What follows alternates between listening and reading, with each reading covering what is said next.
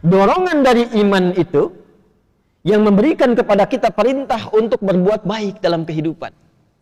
Mata diminta melihat yang baik, telinga mendengar yang baik, mulut berkata yang baik. Itu ada nanti ayatnya di Quran.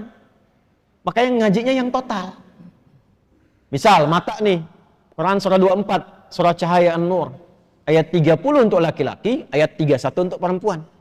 Kalau imannya dilatih dengan kuat, nanti iman itu punya transmisi gelombang. Masuk lewat fisik, kita dibimbing fisik untuk melihat. Masuk ke mata melihat. Qul lil mu'minina. Sampaikan, katakan Muhammad SAW kepada setiap insan beriman. Tuh, yang ada imannya. Yaghuddu min absarihim. Bila iman itu masuk ke dalam mata, maka iman akan menjaga mata supaya melihat yang baik-baik saja. Yang tak layak dilihat, iman akan berkata, palingkan. Makanya mata itu punya pandangan standar iman, punya pandangan standar yang bukan beriman. Sehingga nampak bagi kita ukuran. Coba kalau kita beriman itu kan, pakaian itu nggak semuanya bisa dilihat. Pak, Bu, nggak semua bisa dilihat. Bagi orang yang tidak beriman, pakaian terhormat itu banyak ragamnya. Aurat terbuka pun mungkin biasa karena nggak ada iman. Bagi orang beriman tidak, imannya mengatakan palingkan, itu dilarang. Ada batas yang harus dilihat.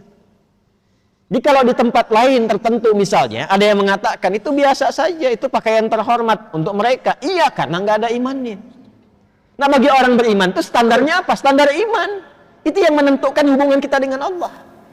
Makanya ada aturan dan ada hikmah di dalamnya. Coba kalau antum lihat tayangan-tayangan misalnya, lihat gambar di YouTube atau misalnya tayangan dan sebagainya, ada terbuka aurat.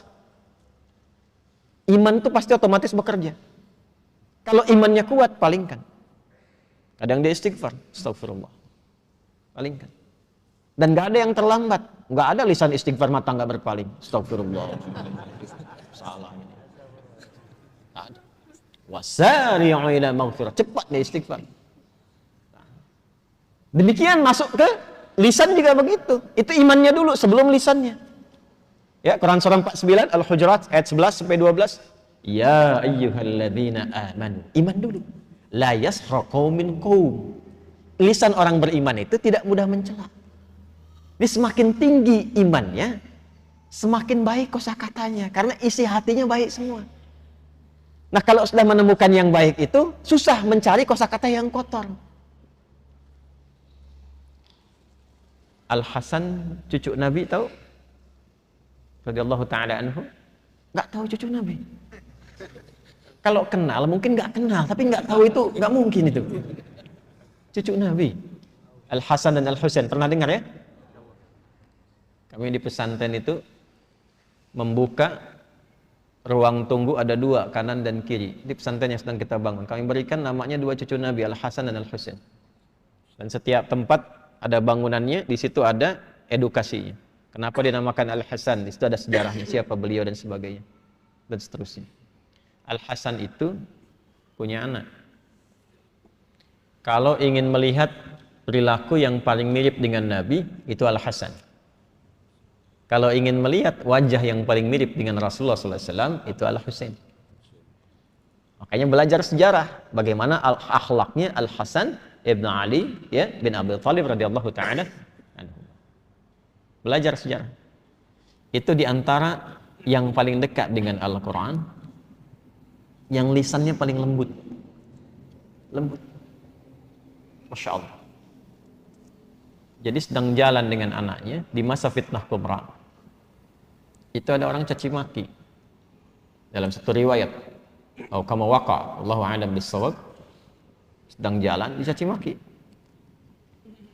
Begitu dicaci maki, kan ada satu masa fitnah kubra itu, ada fitnah yang sangat besar, sampai orang berani mencaci maki cucunya Nabi SAW. Dan itu terkenal orang soleh. Beliau diam. Anaknya berkata kepada ayahnya, abati lima lam tarud, atau kama qala, ayah, kenapa enggak dijawab? Maksudnya enggak diklarifikasi. Bahwa nggak benar demikian. Apa jawabnya? Wala adri kaifa arud. Bapak tuh nggak tahu cara jawabnya bagaimana. Sebab nyari kata-kata yang untuk membalas itu nggak menemukan dalam hatinya, dikhawatirkan takut menyakiti orang yang menyakitinya. Itu yang sering saya katakan, mencela yang sudah tercela itu buang-buang energi. Kalau sama-sama mencela ya sama-sama kotor kan. Nah, beliau itu mencari ke dalam hatinya sampai nggak menemukan kata-kata kotor atau sekedar untuk mengatakan saya tidak seperti yang Anda sampaikan. Karena khawatir kalimat itu justru menyakiti orang yang sedang menyakitinya. Itu Al-Hasan.